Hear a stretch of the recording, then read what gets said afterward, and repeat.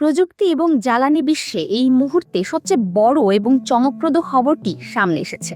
কৃত্রিম বুদ্ধিমত্তা বা এআই এর জোয়ারে টেক জায়ান্টদের বিদ্যুতের ক্ষুধা কতটা বেড়েছে তার প্রমাণ দিতেই এবার হাত মেলালো বিশ্বের শীর্ষ প্রতিষ্ঠান মাইক্রোসফট এবং শেভরন। টেক্সাসের পার্মিয়ান বেসিনে গড়ে উঠতে যাচ্ছে $7 বিলিয়ন এক বিশাল মেগা প্রজেক্ট, যার নাম দেওয়া হয়েছে প্রজেক্ট কিবি।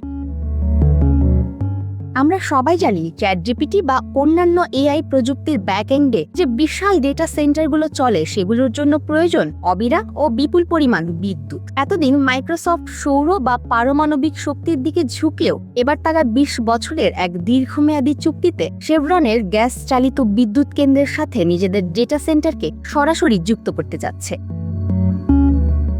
এই প্রজেক্ট থেকে উৎপাদিত হবে প্রায় 2.67 গিগাওয়াট বিদ্যুৎ, যা দিয়ে আমেরিকার প্রায় 20 লাখ সাধারণ বাড়ির চাহিদা মেটানো সম্ভব। এই প্রজেক্টের সবচেয়ে আকর্ষণীয় দিক হলো এর অফ গ্রিড বা কো-লোকেশন ব্যবস্থা, অর্থাৎ বিদ্যুৎ কেন্দ্র এবং ডেটা সেন্টারটি পাশাপাশি থাকবে। উৎপাদিত বিদ্যুৎ সাধারণ মানুষের পাবলিক গ্রিডে না গিয়ে সরাসরি চলে যাবে মাইক্রোসফটের সার্ভারে। এর ফলে সাধারণ জনগণের বিদ্যুৎ সরবরাহে কোনো ঘাটতি পড়বে না বা দাম বাড়বে না। তাছাড়া শেভরন তেল উত্তোলনের সময় উপজাত হিসেবে পাওয়া প্রাকৃতিক গ্যাসকে এখানে জ্বালানি হিসেবে ব্যবহার করবে, যা পরিবেশের জন্য গ্যাস পুড়িয়ে নষ্ট করার চেয়ে অনেক বেশি সাশ্রয়ী ও কার্যকর।